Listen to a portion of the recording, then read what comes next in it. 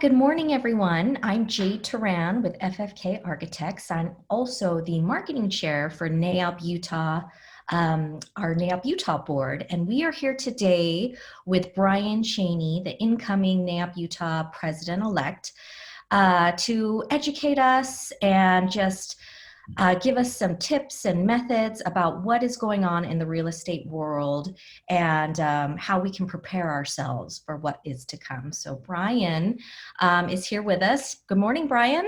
Good morning, Jade. How are you?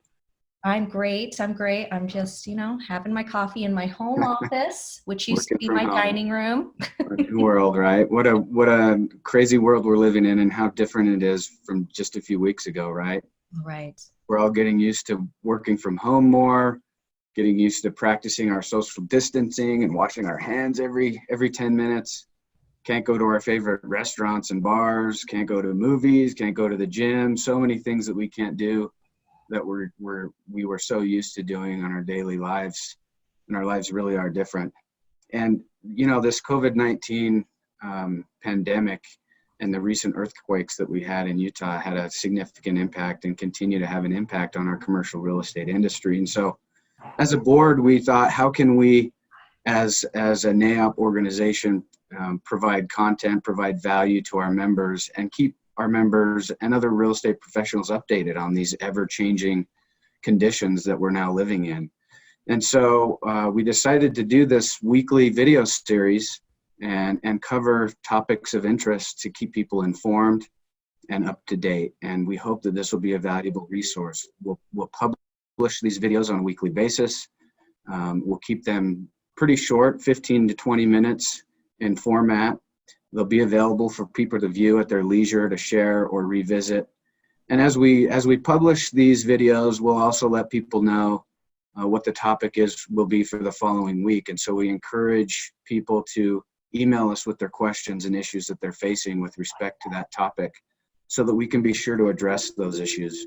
And also, please feel free to suggest other topics that you'd like us to cover. We know that people are facing a myriad of topics and issues out there in the real estate world. And so we want to make sure that we're a good resource. And, NAIOP and NAIOP Utah in particular, we're really fortunate to have so many wonderful members with so much great experience, and they're willing to share that experience and knowledge with us. And so we want to make sure that we're covering issues that are on people's minds and that they're facing on a daily basis in this ever-changing world. So with that, let's kick this first one off, Jade. All right. Well, first question right off the bat. I think it's no longer a big elephant in the room. As a law professional, how are you seeing the current COVID-19 crisis affecting Utah's commercial real estate industry? Well, in my 20 years, I've never seen anything like this, and I'm sure most, if not all of us, have ever seen anything like what we're experiencing with COVID-19. And our commercial real estate industry is not immune to the issues that we're facing. So, I'm seeing people with capital that were just a few weeks ago aggressively looking for new deals to invest in or develop, that are sort of staying on the sideline, waiting to see how this is going to play out. For the most part, all of my clients and parties that I'm seeing that have existing deals and projects are moving forward with those projects, but they are negotiating extensions of deadlines and sort of pushing the timeline back a little bit in order to deal with the issues that we're facing. In some cases, in rare cases, parties are just not able to perform their contracts, and they're willing to walk away from earnest money deposits or other sort of liquidated type damages. And in other cases, people are trying to figure out, does this COVID-19, does this fit within a force majeure, under the force majeure clause under their respective contract, such that it excuses their delay or delays their performance in any way. And so for the most part, parties are negotiating, they're talking and trying to figure out how to deal with these issues. And again, for the most part, they're just sort of pushing back and delaying deadlines and performance. Great, thank you, Brian. So for us non-law professionals, or some of us that aren't quite as familiar, what is exactly is force majeure? And it sounds French. What is it intended to cover? Can you Yeah, elaborate just a little bit more on that? absolutely. That's a good question. And it is indeed a French phrase that means superior force. And what a force majeure clause is, and most contracts have a force majeure clause. Not all, but most have a force majeure clause. And what it is it's intended to cover things that are unforeseen and sort of extreme in nature, that come up, and it excuses or delays a party's performance. And force majeure clauses are different, and they have different language as far as what's covered. But the intent and the idea is to, for those things that are unforeseen and beyond the party's reasonable control, and it's typically acts of God, earthquakes, calamities, things like that, governmental changes in law, things like that are typically covered expressly in a force majeure provision. And so, that's the intent, and the idea is to delay a party's performance while this force majeure condition exists. All right. So does COVID-19 qualify as a force majeure? Yeah, no, it's a good question, and one that I get asked all the time now under the circumstances. In fact, just yesterday I had 3 different people ask me that very question, and are trying to figure out how to deal with this COVID-19 pandemic, and address the question of whether or not it is a force majeure and whether it justifies either their delayed performance or the other party's delayed performance. So I'm going to share my screen here, and go through the analysis of whether or not this COVID-19 pandemic does sort of qualify or constitute a force majeure event. And so what you want to look at first off is, does your contract even have a force majeure clause? And if it does, is COVID-19 specifically listed? And obviously COVID-19 won't, but you're looking for language like a pandemic or epidemic or other public health emergency. And in my experience, those things are not typically expressly covered or contemplated as a force majeure.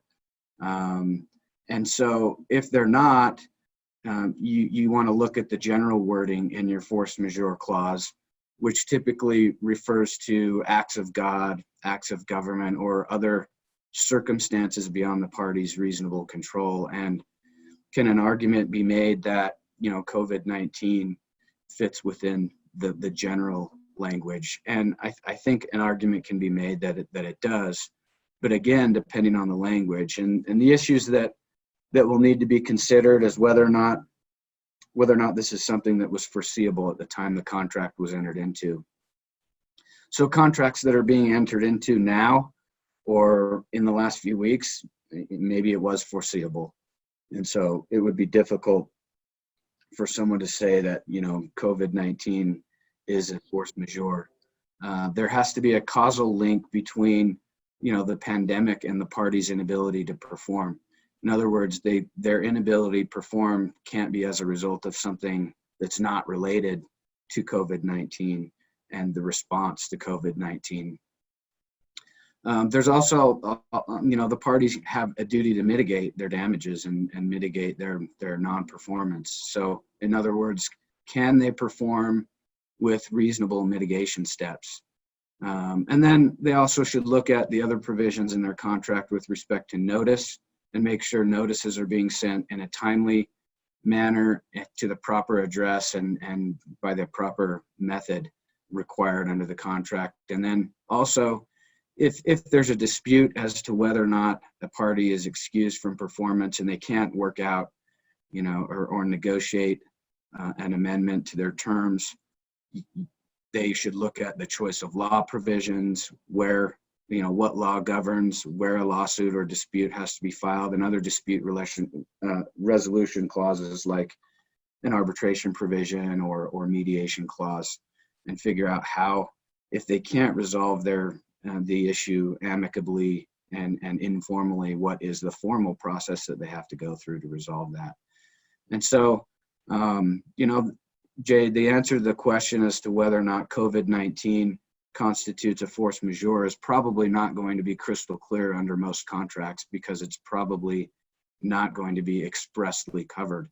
And so they'll have to look to the general language to determine whether or not it's something that should be covered under the circumstances. Well, that makes sense. There could be a lot of gray depending on the contract. So, right. You talked about other, issues and legal theories that, should be considered. Can you just touch briefly on current construction? I think that is something our listeners would really appreciate. There are lots of projects right smack in the middle of construction right now. What is your, forecast, or what is your professional opinion on current construction?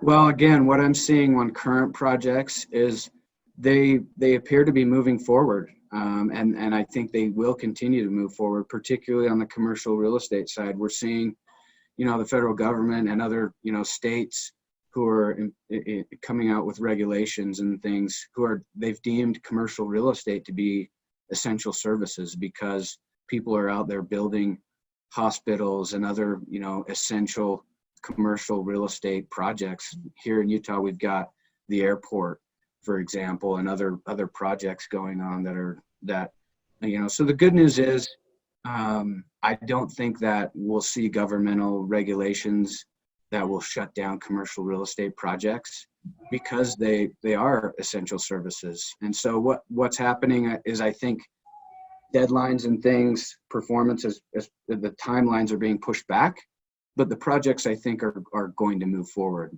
based on what I'm seeing. That's great news. That's really great. We've got a lot of construction going on in the middle of Utah right now. Yeah, I agree. And considering the circumstances, it's nice to hear that. So, Brian, this has been so helpful and so great. Is there anything else that you want to close with? Well, I just want to mention quickly that there are a couple of other legal theories that people should be aware of. Not all contracts have a force majeure provision, for example. And so what do the parties do if they don't have a force majeure provision, and they're trying to negotiate extensions or trying to figure out how to deal with this pandemic? What other legal theories are there? And there are a couple of legal theories that may come into play. And I'm going to share my screen again and go over a couple of those. One is a theory called impossibility or impracticability. And this is really a defense to a breach of contract clause. So if the parties are in a dispute and one party is claiming that they should be excused from performing, one argument that they may make is that their performance has been rendered impossible or highly impracticable by some unforeseen supervening event. And in Utah, highly impracticable means that performance can be done only at an excessive and unreasonable cost. And this supervening event has to be unforeseen and cause a major change in the expected circumstances. And so examples of that include, death of a necessary party to the contract, or destruction of the subject property, or other unforeseen changes of law or acts of God. And an argument can be made that this COVID-19 pandemic potentially has rendered a party's performance impossible or highly impracticable. And one of the key factors here is going to be how long this pandemic lasts, right? And the longer it lasts, the harder it is for parties to perform and get the benefit of their bargain under the contract. Another theory is called frustration of purpose, and it is also a defense to a breach of contract claim, where again, if the parties can't agree and somebody sues somebody for not performing, another party, then the question is, are the circumstances, is there a supervening event that was unforeseen at the time the contract was entered into that basically renders the whole purpose of the contract useless through no fault of the parties? Again, the analysis is similar to what we talked about with the force majeure clause. Is this something that was unforeseen, outside of the control of the parties, and does it justify a party's non-performance? And I should say, courts are very reluctant to enforce these provisions or these theories and excuse people from performing under contracts. So the circumstances have to be pretty extreme. And again, depending on how long this lasts, they might become extreme enough to justify non-performance. So we'll have to see what happens. That's very interesting. Thank you so much, Brian. Is there anything else that you'd like to share with us that we haven't touched base on? How can people get a hold of you or get a hold of NAIOP if they want to engage? So they can email their questions to the NAIOP email address, and we're going to share, I think, these slides that I've put up with the video. They have my contact information.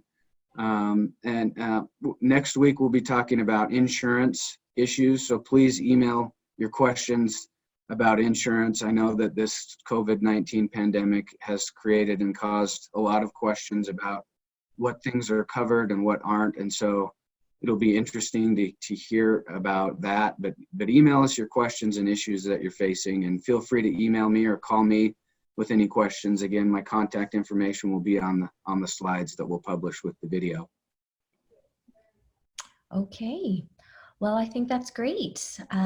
Everyone, thank you for joining us, and we're very lucky to have the incoming president-elect as a real estate attorney to advise us on what to do during these times. So thanks for joining us, and we'll see you next time.